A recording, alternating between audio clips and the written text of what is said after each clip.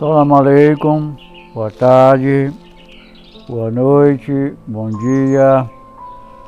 Não sei que hora você vai estar vendo este vídeo. Seja bem-vindo a este canal da verdadeira religião de Deus, monoteísta, racionalismo, monoteísmo racionalista. E mais uma vez vamos para uma aula aqui, fazer aqui um estudo baseado no seguinte tema: batismo foi inventado pelo cristianismo? Vamos ver aqui numa perspectiva do contexto judaico, porque vamos fazer aqui um estudo profundo sobre esse tema, o que é o batismo, João Batista não inventou o batismo, a verdade judaica esquecida.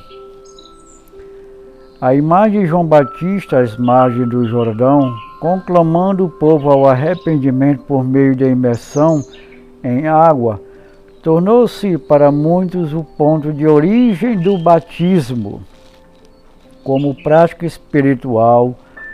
No entanto, essa percepção ignora uma realidade muito mais antiga, profunda e fundamentada. A tradição judaica da Tevilá, imersão ritual, praticada em uma mikveh, reservatório de águas vivas, existente séculos antes de João e central na vida religiosa de Israel. Antes de ser um sacramento cristão, a imersão em água era e continua sendo um instrumento de purificação espiritual, renovação e acesso à santidade, conforme estabelecido na Torá e desenvolvido pela Halahá rabínica. Neste estudo, mergulharemos literal e simbolicamente nas raízes dessa prática ancestral e responderemos: de onde vem o conceito de imersão ritual na Bíblia hebraica? O que é mikveh e por que ele é sagrado? Qual era a função da Tevilá no período do Segundo Templo? O que realmente fazia João e por que sua prática foi mal interpretada? Como o judaísmo entende a pureza, a convenção e a techuvá através da água? Com base na Torá e na Mishnah, no Talmud e nas descobertas arqueológicas, incluindo dezenas de mikvot encontrados em Jerusalém e Qumran, veremos que a imersão ritual não era um ato de novidade, mas de continuidade. Mais ainda, revelaremos como o distanciamento da tradição judaica levou ao surgimento de conceitos equivocados sobre o batismo, lavagem dos pecados e renascimento espiritual, desconectados do corpo da Torá. Nesses estudos vamos restaurar o mikveh ao lugar original, como uma das expressões mais belas e transformadoras da espiritualidade judaica, um retorno à água como o ventre sagrado da alma. As leis de pureza e o nascimento do mikveh na Torá. Para entender o mikveh, não podemos partir da prática contemporânea nem das doutrinas desenvolvidas por outras religiões. Precisamos retornar à origem, à Torá. No coração da lei divina, em livros como Levítico e Números, encontraremos uma estrutura profunda e completa sobre o Tahará, pureza ritual, e Tumá, impureza ritual. Esses conceitos não estão ligados a pecado moral, mas a capacidade de estar espiritualmente preparado para se aproximar da presença de Hashem, especialmente no templo ou a lidar com o sagrado. O mikveh, mandamento da Torá. A palavra mikveh vem da raiz que transmite a ideia de ajuntar, reunir, neste caso águas naturais reunidas em um reservatório.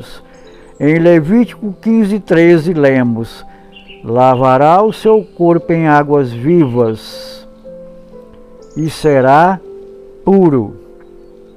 A imersão completa do corpo em águas naturais é requisito para a purificação após vários estados de impureza, emissões seminais, fluxos menstruais, toque em cadáveres, cura de Tizará, erroneamente traduzido como lepra.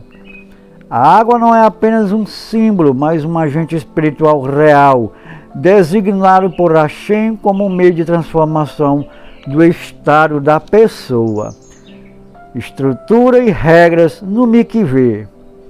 A tradição oral, a Mishnah, tratado Mikaot, codificou as condições mínimas para que uma construção pudesse ser considerada um mikveh kasher.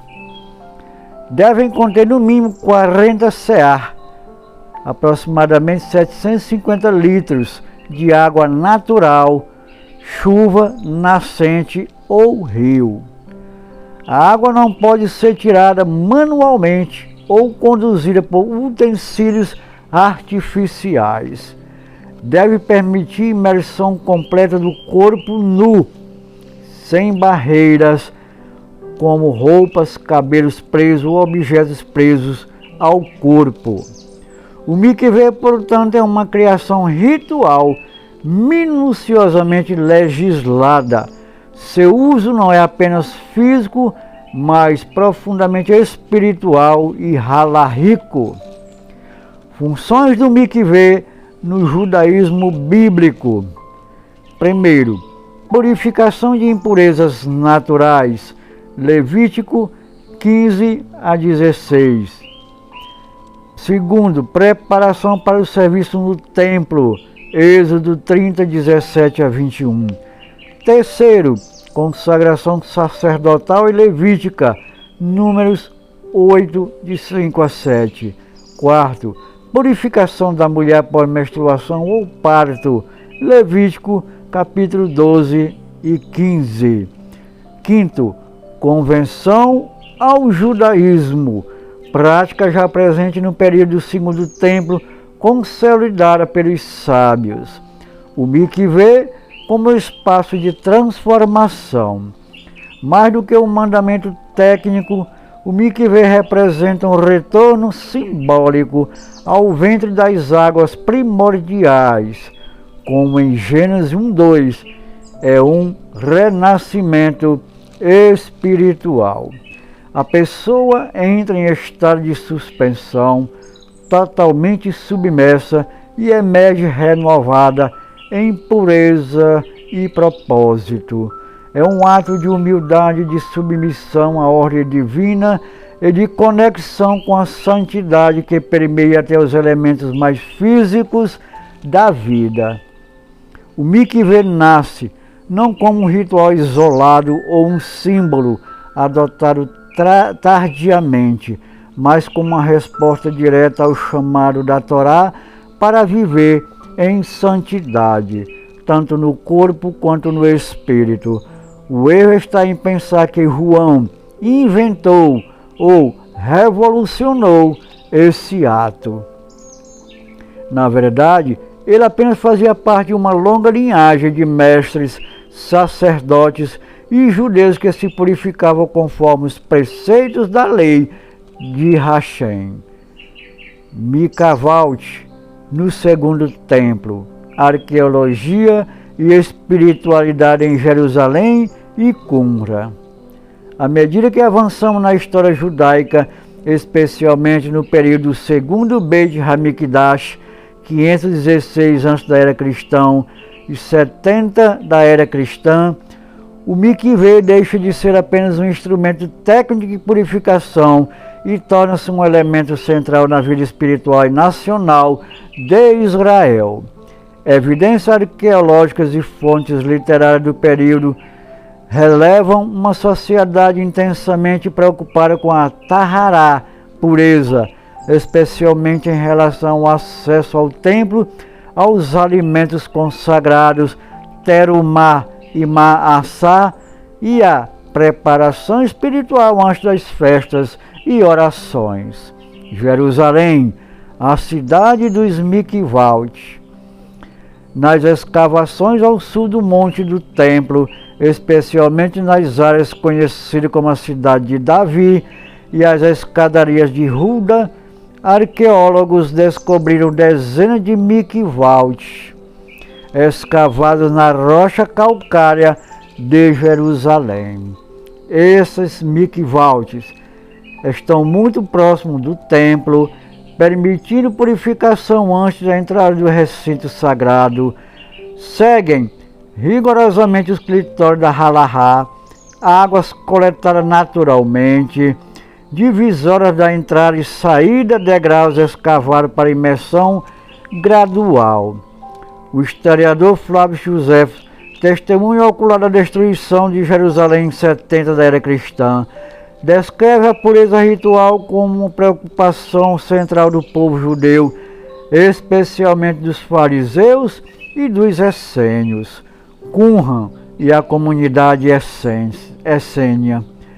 Nas cavernas de Qumran, às margens do Mar Morto, foram descobertos não apenas os famosos manuscritos do Mar Morto, mas também vários mikvot escavados pela comunidade essênia. Esses judeus rigorosos em sua busca por pureza e santidade faziam múltiplas imersões ao dia, com propósitos espirituais que iam além das exigências da Torá. Os manuscritos de Qumran, exemplo, documento de Damasco e regra da comunidade, descreve o mikvé como uma purificação da alma diante de Deus, desde que é acompanhada de um coração quebrantado e um espírito humilde. Essa linguagem ecoa aos profetas como Isaías e Ezequiel, que vincula a pureza externa à transformação interior. O mikvé aqui é símbolo de retorno à aliança de Deus com o povo de Israel. Um sistema organizado de pureza. Os estudiosos hoje reconhecem que no século I da era cristã a prática da imersão ritual estava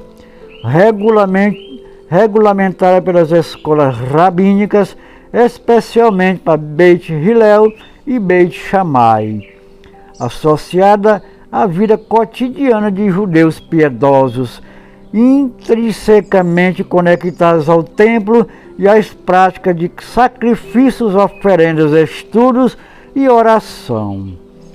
Não era um ritual alternativa, mas parte orgânica na vida espiritual do povo. As ruínas silenciosas da mikvot em Jerusalém, Qumran e em toda a Judéia são testemunho de uma verdade esquecida por muitos. A imersão em águas vivas era um pilar do judaísmo muito antes de qualquer movimento cristão. O que João fez no Jordão não foi uma revolução, foi uma repetição.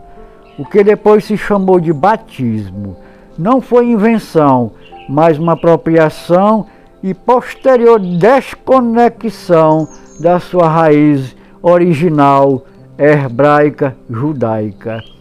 João no Jordão, profeta, purificador ou reformador. João, conhecido nos textos do Novo Testamento como Yohanan Hamabil, João o Imersor, é frequentemente apresentado como o introdutor de um novo rito espiritual, o batismo para arrependimento e perdão de pecados.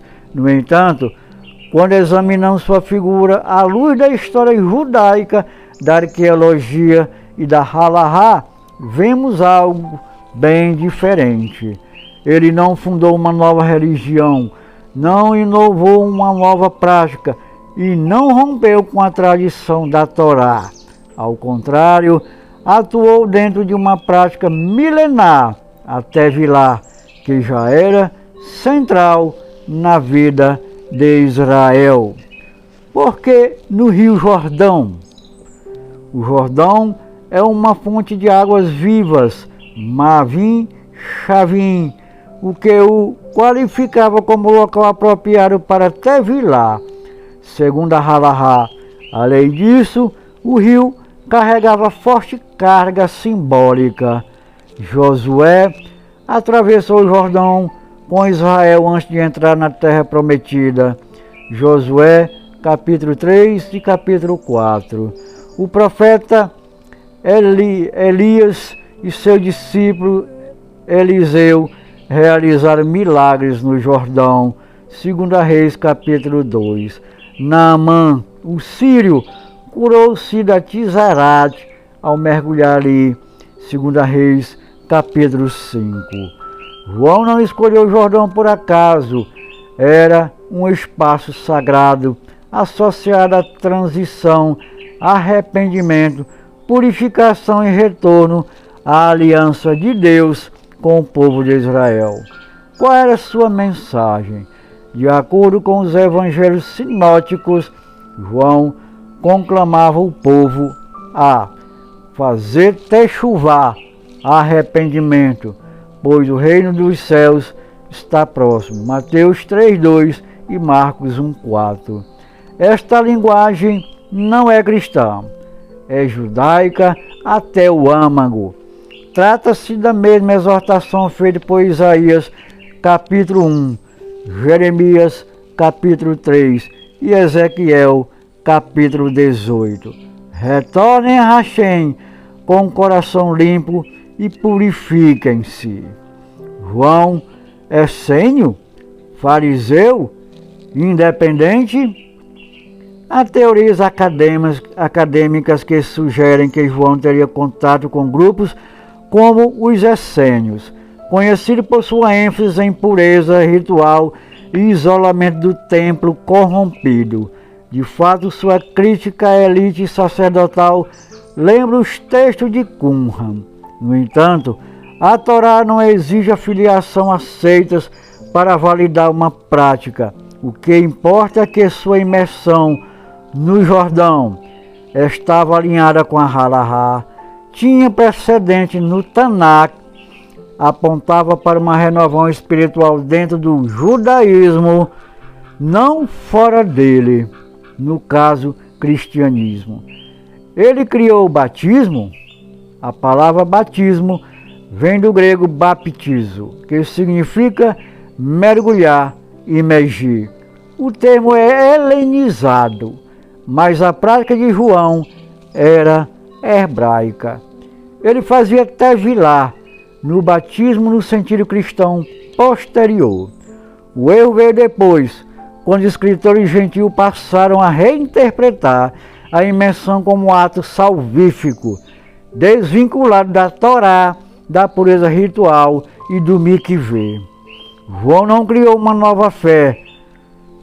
Ele mergulhava a pessoa como parte de um processo de techuvá, arrependimento, exatamente como ensinava a Torá e como praticavam os judeus do seu tempo. Ver nele o precursor do batismo cristão é anacrônico e teologicamente equivocado. Ele era no máximo um pregador intensamente comprometido com a pureza espiritual de Israel, a moda dos antigos Nevim, os profetas. Quando a tevilá se tornou batismo, a desconexão gentílica. À medida que o movimento em torno de Yeshua se expandiu para fora dos limites do judaísmo e passou a incluir um número crescente de gentios, surgiram mudanças substanciais nas práticas espirituais e nos significados atribuídos a elas. Uma das transformações mais emblemáticas foi a redefinição da Tevilá, imensão ritual, como o batismo cristão, agora desvinculado da Halahá, da Mikvê e das obrigações da Torá. A Tevilá no judaísmo, imensão como responsabilidade. No judaísmo rabínico, a Tevilá não é um ato mágico ou místico, ela é parte de um processo. Primeiro, techuvá, arrependimento. Segundo, Kabbalat oi mitzvot, assunção do jugo das mitzvot. Terceiro, imensão em um mikvê, kasher. Quarto, para a convenção Brit Milá, no caso dos homens, e posterior, verificação rabínica. A imersão, portanto, é um ato da aliança com a Torá, jamais separado da vida de mitzvot, mandamentos judaicos. Ela não salva por si só, apenas expressa uma decisão espiritual que se manifesta em ação contínua. O batismo cristão, reinterpretação teológica. Nos escritos do Novo Testamento, especialmente nas cartas paulinas e nos Atos dos Apóstolos, o batismo começa a adquirir um significado teológico distinto. É visto como um ato de perdão de pecados, Atos 2,38. Marca uma nova identidade em Cristo, Romanos 6, 3-4. Torna-se rito de iniciação na igreja, em substituição à circuncisão e à convenção halahíca. Esse deslocamento reflete um movimento de ruptura com a matriz judaico original. A imersão deixa de ser vinculada à pureza ritual, ao mikvê e à Torá, e passa a ser centralizada na fé, em uma figura messiânica e em um sistema doutrinário distinto. A desconexão cultural e linguística. Com o tempo, a maioria dos novos adeptos do cristianismo era composta por gentios que não conheciam o hebraico, a Torá ou o mikvê. Isso facilitou o surgimento de conceitos sacramentais alheios ao judaísmo, como regeneração automática pela água. A ideia de que a imersão substituía toda a lei judaica, inclusive a circuncisão, Colossenses 2, 11 e 12. Rituais simbólicos sem base halahíca, como o batismo de crianças ou por aspersão, prática completamente ausente na tradição judaica. O resultado, um rito desenraizado.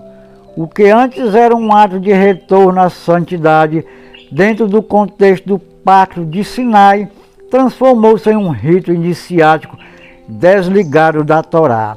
O batismo cristão tornou-se um fim em si mesmo, muitas vezes promovido como garantia de salvação eterna, enquanto a Tevilá judaica permanece como uma etapa dentro de uma vida inteira de fidelidade à vontade de Hashem. As mudanças de Tevilá para batismo não foi apenas uma evolução litúrgica, foi uma ruptura teológica, halahíca e identitária. Enquanto a tradição de Israel vê a água como portal para a pureza e a aliança com a Torá, o cristianismo reinterpretou essa mesma água como símbolo de entrada em um novo sistema desvinculado da lei e dos mandamentos de Israel. É por isso que, para o judaísmo, a verdadeira imersão só tem sentido quando leva uma vida de mitzvot, mandamentos, estudos e santidade, não como rito isolado, mas como parte do caminho da verdade revelada no Sinai. O mikvê hoje, convenção, tahará, pureza ritual, e santidade viva. Apesar da ausência do templo sagrado, da dispensão do povo judeu e das transformações históricas profundas pelas quais o judaísmo passou, o mikvé permaneceu. Ele sobreviveu como um dos pilares discretos, porém fundamentais na vida judaica halahíca, especialmente nas áreas de pureza familiar, convenção e renovação espiritual. A mulher judaica e a pureza familiar. Uma das funções mais preservadas no mikvé até hoje é a Taharat Hamishpachá, pureza familiar. De acordo com Levítico 15 e 18, a mulher deve realizar tevilá após o ciclo menstrual, antes de retornar à intimidade conjugal. Isto confere ao relacionamento santidade, ritmo espiritual, profunda consciência da presença divina no amor humano. A prática é tão central que as comunidades judaicas tradicionalmente constroem um mikvé antes mesmo de uma sinagoga. A convenção ao judaísmo, nascimento espiritual. No processo de Giur, convenção ao judaísmo, o mikvé representa um momento de renascimento. O Talmud Yavamot 47b afirma: quando o convertido emerge no mikvé, é como uma criança recém-nascida. A tevilá marca a entrada formal do convertido na aliança Abraham e na responsabilidade coletiva de Israel. Sem mikvé não há convenção válida segundo a halahá. Mikvé para homens, arrependimento e elevação. Embora não obrigatória, a imersão de homens também é uma prática altamente valorizada. Antes de Yom Kippur, como sinal de Techuvá, antes do Shabá ou de dia sagrado em algumas tradições, como parte de purificação espiritual durante a preparação para orações, estudo e decisões importantes. Alguns grupos chassidísticos mantêm a tevilá diária como disciplina de santidade. O mikvé como espaço sagrado, mais do que um reservatório de água, o mikvé é um ambiente de transcendência e recomeço. A imersão convida ao silêncio interior, a ausência de veste simbólica total entrega a Hashem, e a saída da água representa um novo começo limpo, íntegro e reorientado. O mikvé não é um ritual do passado, é uma herança viva transmitida de geração em geração, que continua a transformar vidas em segredo e reverência. Enquanto doutrinas externas desvincularam a imersão de sua base natural nas mitzvot, o judaísmo preservou seu significado essencial, um retorno constante à pureza, à aliança e à presença de Deus que habita até nas águas. João não inventou o batismo não substituiu a Torá. E a alma judaica, ao tocar a água do mikvé, não busca salvação mágica, mas reconexão com a fonte da vida, o Eterno de Israel. Muito bem, meus amados irmãos, vemos aqui mais uma aula que nos vem esclarecer mais um ponto aqui controverso, né? Hoje, sobre o batismo, tá? A doutrina cristã reinterpreta este ato extremamente judaico como um ato mágico de salvação. E nós vemos aqui com estudo na história, na arqueologia e nos sábios judeus, né? Que isso não passa de uma falácia, uma invenção do cristianismo e dessa religião que está aí hoje com o nome de cristianismo. Essa é a verdade, doa quem doer. Até a próxima, se Deus quiser.